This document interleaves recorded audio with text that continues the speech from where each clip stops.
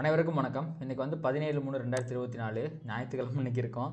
So next வீக்கில் வந்து Nifty and bank Nifty index வந்து எப்படி வந்து மூவ் ஆக போகுது, ப்ரைஸ் ஆக்ஷன் படி டெக்னிக்கலாக வந்து எந்த மாதிரி மூவ்மெண்ட் இருக்க போகுது அப்படிங்கிறத இந்த வீடியோவில் பார்க்க போகிறோம்.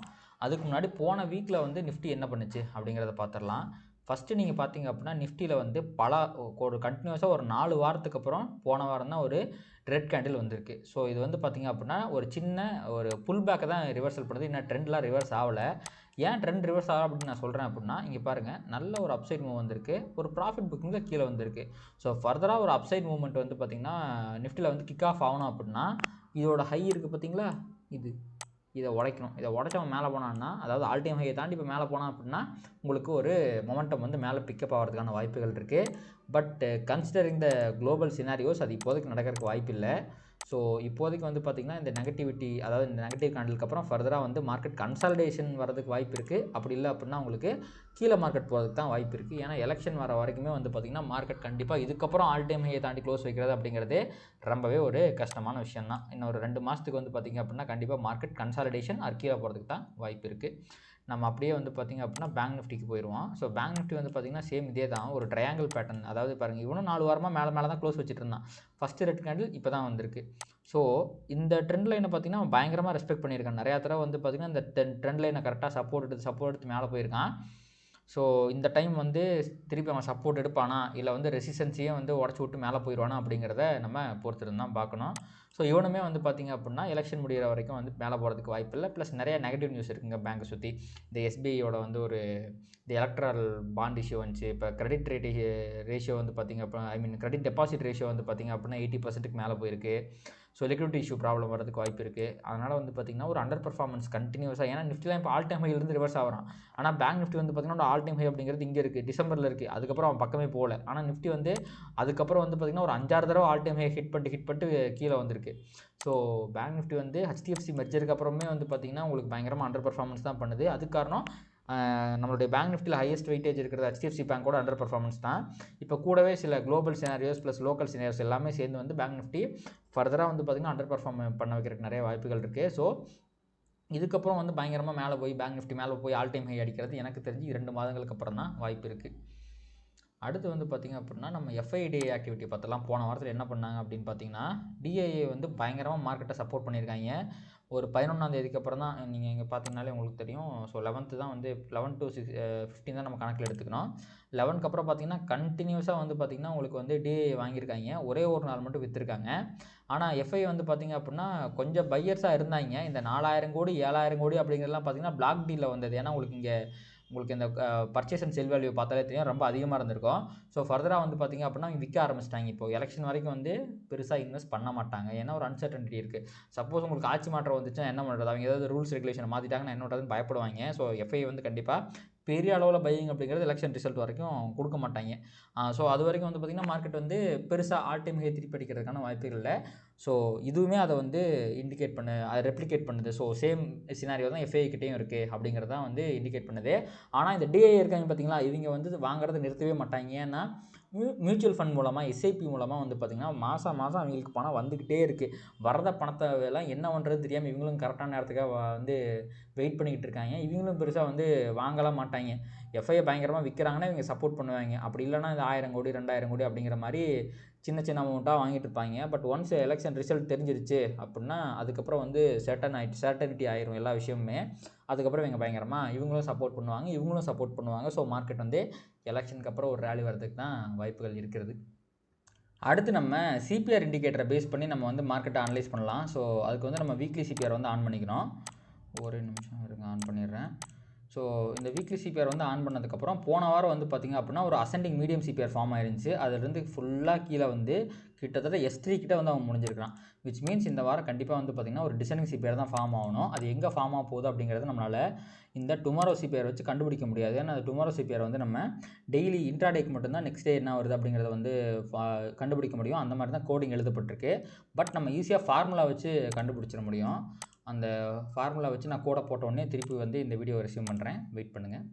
சில நேரங்கள் கழித்து ஸோ இப்போ நம்ம வந்து இந்த பிவட் ஃபார்முலா இருக்குது பார்த்தீங்களா, அதாவது பிவட் பாயிண்டில் இருக்க எல்லா லைன்ஸுமே ஓப்பன் ஹை லோ க்ளோஸ் இந்த 3 இருந்தால் நம்மளால் வந்து தெரிஞ்சுக்க முடியும். ஸோ ப்ரீவியஸ் வீக்கோட இது வந்து நிஃப்டிக்கு போட்டது, பேங்க் நிஃப்டிக்கு போட்டதுக்கப்புறம் நிஃப்டிக்கு போட்டால் நல்ல வேல்யூ மாறி இருக்குது. ஸோ அந்த வேல்யூ தெரிஞ்சுன்னா நம்ம வந்து இங்கே வந்து பிளாட் பண்ணிட முடியும். S4 வரைக்கும் மேலே R4 வரைக்கும் நம்மளால் பிளாட் பண்ணிட முடியும். அப்படி தான் வந்து நான் இங்கே வந்து CPR அண்ட் மேலே R1 அண்ட் கீழே S1 இதை மட்டும் நான் வந்து பிளாட் பண்ணி வச்சுருக்கேன். இது வந்து பேங்க் நிஃப்டிக்கானது. ஸோ இதில் வந்து பார்த்திங்க அப்படின்னா டிசெண்டிங் வைடு CPR ஃபார்ம் ஆகிருக்கு நீங்கள் வீக்லியில் பார்க்கும்போது. அதே மாதிரி வந்து பார்த்திங்க அப்படின்னா உங்களுக்கு இங்கே பாருங்கள், CPRக்கும் R1க்கும் இடையில் இருக்க டிஸ்டன்ஸ் கம்மியாக இருக்குது, CPRக்கும் S1க்கும் இடையில் இருக்க டிஸ்டன்ஸ் வந்து அதிகமாக இருக்குது. இது ரெண்டுமே என்னத்தை இண்டிகேட் பண்ணுது அப்படின்னா ப்ரைஸ் வந்து கீழே மூவ் ஆகிறதுக்கான தான் ஸ்பேஸ் அதிகமாக இருக்குது, மேலே மூவ் ஆகிறதுக்கு ஸ்பேஸ் கம்மியாக இருக்குது அப்படிங்கிறது இண்டிகேட் பண்ணுது. ஸோ மார்க்கெட் அகைன் சைடு வேஸ்ட்லையோ இல்லை பேரிஷாவோ இருக்கிறதுக்கு தான் நிறையா வாய்ப்புகள் இருக்குது.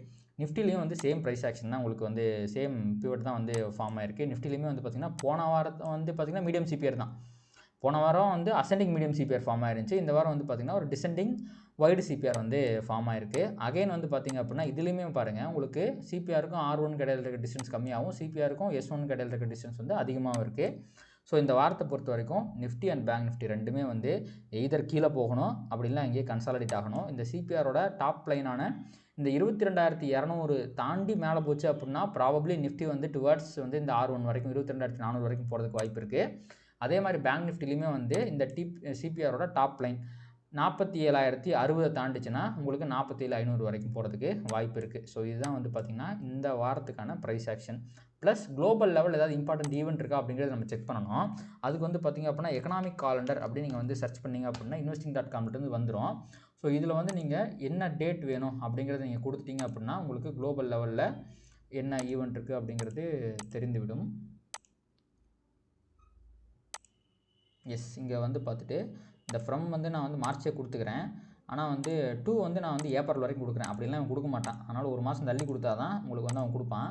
ஸோ போட்டிங்க அப்படின்னா உங்களுக்கு வந்துடும். ஸோ இதில் வந்து நான் வந்து கண்ட்ரி ஸ்பெசிஃபிக்காக வச்சுருக்கேன். ஸோ யூரோப்பியனில் இல்லை வந்து யூஎஸில் ஏதாவது ஈவெண்ட் இருந்தால் மட்டும்தான் இதில் காட்டுற மாதிரி வச்சுருக்கேன். ஏன்னா அதுக்கு தான் அதிக முக்கியத்துவம் கொடுக்கணும்.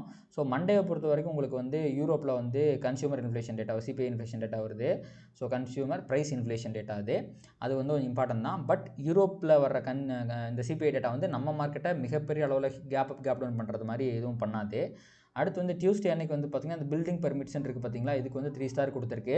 பட் இதுவுமே வந்து பார்த்திங்கன்னா மிகப்பெரிய அளவில் நம்ம மார்க்கெட்டில் இன்ஃப்ளூயன்ஸை ஏற்படுத்தாது. இந்த மானிட்டரி ஸ்டேட்மெண்ட் இருக்குது பார்த்திங்களா, இவன் வந்து ஏற்படுத்துவான். ஜப்பானில் வந்து பார்த்திங்க அப்படின்னா இந்த 8 மணிக்கு காலையில் 8 மணிக்கு தான் விடுவாங்க. நம்ம மார்க்கெட் ஓப்பன் பண்ணுறதுக்கு முன்னாடியே விடுவாங்க டியூஸ்டே மார்னிங்கு. அதன் மூலமாக ஒரு தடவை நம்ம மார்க்கெட்டில் மிகப்பெரிய கேப் டவுன் அப்படிங்கிறது வந்துச்சு. அதனால் இவனுக்கு வந்து பார்த்திங்கன்னா கொஞ்சம் முக்கியத்துவம் நம்ம கொடுக்கலாம். அதை விட்டிங்க அப்படின்னா முக்கியமான ஈவெண்ட் இந்த வாரத்தோட மிகப்பெரிய ஈவெண்ட் வந்து பார்த்திங்கன்னா ஃபெட்டோட இன்ட்ரெஸ்ட் ரேட் டிசிஷன் எப்போ கொடுக்குறான்னா புதன்கிழமை மணிக்கு சாயங்காலம் கொடுக்குறான். அதனால் நீங்கள் நிஃப்டியில் ஓவர் நைட் பொசிஷனோ இல்லை பேங்க் நிஃப்டியில் ஓவர் நைட் பொசிஷனோ புதன்கிழமை மணிக்கு நைட் வந்து வச்சுக்கிறத தவிர்த்தரலாம். இந்த மாதிரி ஒரு மீட்டிங் அப்போ தான் நான் வந்து ஒரு 20,000 பக்கமாக லாஸ் பண்ணிட்டேன். இந்த கேபிட்டலில் 3% பக்கமாக லாஸ் ஆச்சு. ஹியூஜ் கேப் அப் ஆச்சு. அதனால் இந்த வாரம் வந்து பார்த்திங்கன்னா நான் நிஃப்டியில் வந்து வேணால் ஸ்டெண்டிங் ட்ரேட் எடுக்க மாட்டேன், பேங்க் நிஃப்டியோட க்ளோஸ் பண்ணி விட்டுலாம் அப்படிங்கிறத இந்த வாரத்தோட பிளான். அப்படியே வந்து பார்த்திங்கன்னா தேர்ஸ்டே அன்றைக்கி இங்கே பாருங்கள், இது வந்து manufacturing PMI, service PMI, compost PMI இதுக்கெலாம் வந்து அதிக முக்கியத்துவம் கொடுக்க மாட்டான். ஆனால் நைட்டு அப்படியே பார்த்திங்கன்னா இனிஷியல் ஜாப்லெஸ் கிளைமு, அதுக்கப்புறம் வந்து சர்வீஸ் PMI, மேனுஃபேக்சரிங் PMI இது வந்து யூஎஸ்லேருந்து வருது. யூரோப்லேருந்து வந்தால் கண்டுக்க மாட்டாங்க, லண்டன்லேருந்து வரதை கண்டுக்க மாட்டாங்க, ஆனால் யூஎஸ்லேருந்து வரதை கண்டுப்பாங்க.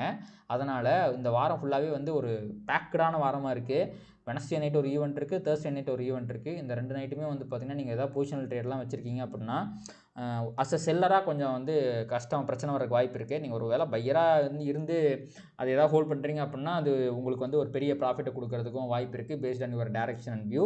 அண்ட் இந்த நியூஸ் எல்லாமே வந்து நான் சொல்கிறது எல்லாமே எஜுகேஷனல் பர்பஸ்க்காக தான். நான் சொல்கிறத வச்சு ஏதாவது ட்ரேட் எடுத்து ஏதாவது சம்பவத்தை பண்ணி விட்டுறாதீங்க. இது ஃபுல்லாகவே என்னோடய வியூ மட்டும் தான் நான் சொல்கிறேன். ஓகேங்களா? அடுத்த வாரத்துக்கு இது நம்ம அடுத்த வாரம் பார்த்துப்போம். ஸோ இப்போதைக்கு இதுதாங்க.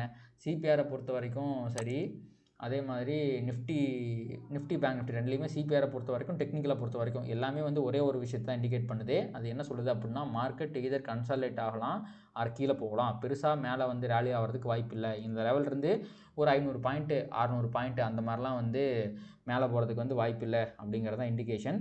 ஸோ இதுதான் இந்த வாரத்துக்கான வியூவும் கூட. ஸோ கண்டிப்பாக இந்த வீடியோ உங்களுக்கு யூஸ்ஃபுல்லாக இருந்திருக்கும்னு நினைக்கிறேன். இதுக்கப்புறம் ஃபர்தராக இதே மாதிரி வந்து வீக்லி ஒன்ஸ் வந்து அடுத்த வாரத்துக்கான வியூ வந்து போடலாம் அப்படிங்கிறத நினச்சிட்ருக்கேன். ஸோ உங்களுடைய சப்போர்ட் எனக்கு கொடுங்க. தேங்க்யூ.